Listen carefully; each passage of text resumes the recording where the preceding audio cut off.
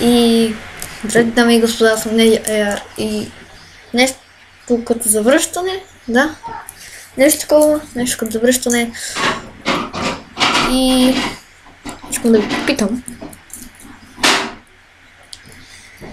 искате ли да играя ето тази игра?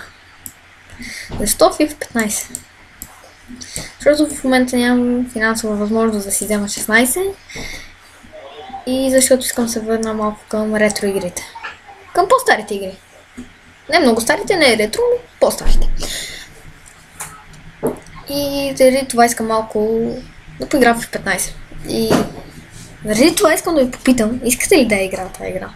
Защото ако ви е омръзнало FIFA или пък ако ви се гледа 16, а не 15, просто така да почна да снимам, няма да е яко. Че така, да, завръщане и се извинявам, че нямаше клипове, бях на море. Да.